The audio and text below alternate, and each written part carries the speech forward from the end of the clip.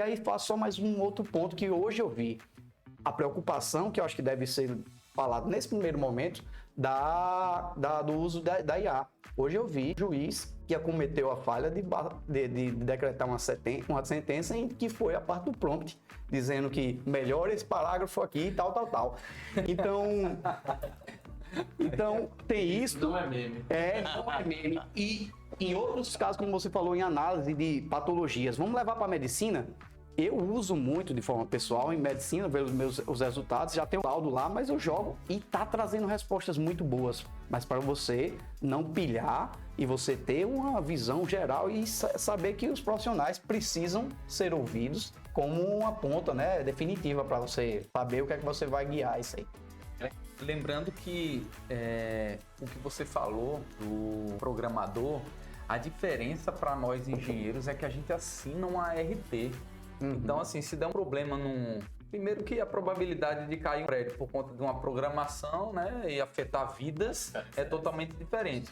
E segundo que a nossa profissão, ela nos obriga a assinar um termo de responsabilidade técnica por tudo aquilo que a gente faz. Então, se você delega toda a responsabilidade para um software, para uma inteligência artificial, e você não valida aquela informação, você pode estar se responsabilizando por algo que você, né, não tem total confiança ou profundidade. Mas interrompi, é uma coisa que você... O Tiagão falou da medicina, hoje eu estava lendo que estava dando um número, eu não vou lembrar o número, sei lá, da quantidade de pessoas que usam ChatGPT, 80% perguntava sobre alguma coisa da medicina, algo para si, né?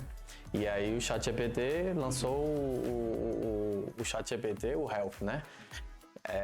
Eles têm esses dados, então eles correm em alguma via que está sendo muito usada.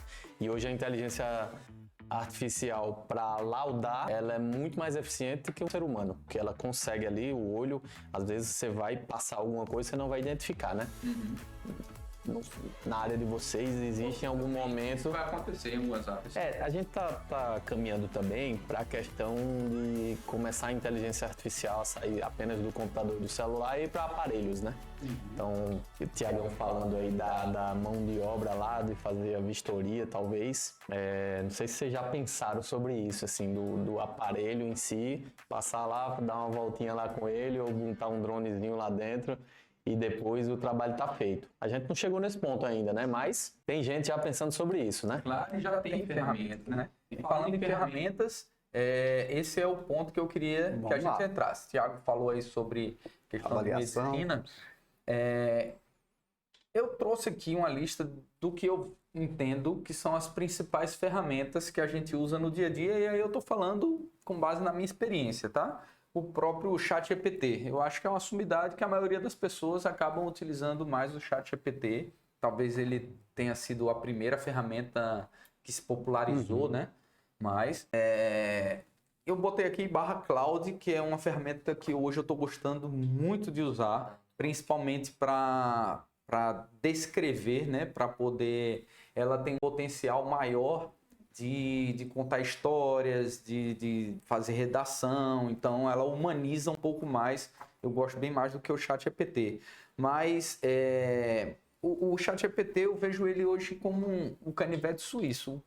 Você quer fazer alguma coisa ali um pouco mais rápido, você faz, você vai conseguir bons resultados. Então, exemplos, né, de uso que eu faço no meu dia a dia.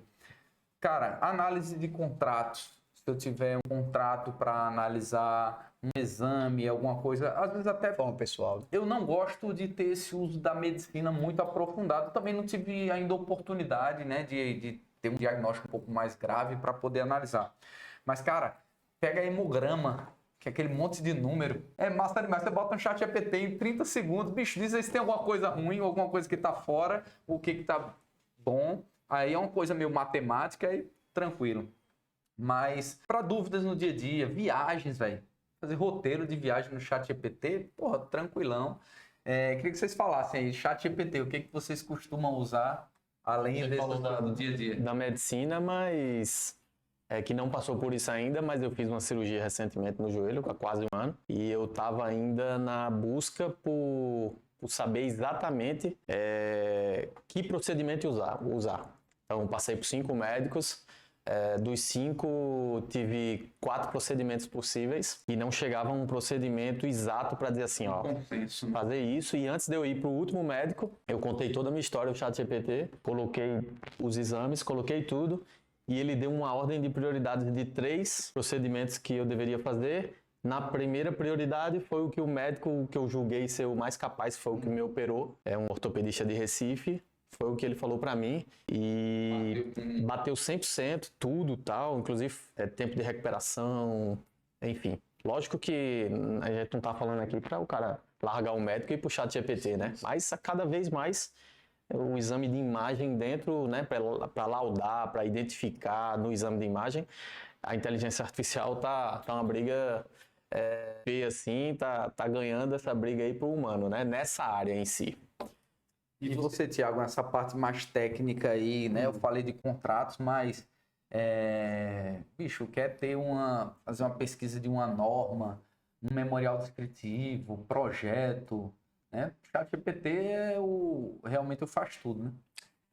Faz tudo. Na verdade, o ChatGPT, para mim, o meu uso, como introduzir muita informação, comecei com o ChatGPT, como a maioria deles, eu termino recorrendo muito a ele. Por quê? Porque termina que nas conversas que eu tenho feito para a parte técnica, ele já consegue entender. Então, eu consigo estruturar. Se eu trabalho na parte de orçamento, eu coloco lá. Se eu trabalhando com avaliações, coloco um colchete, uma conversa que vai desenvolver sobre isso.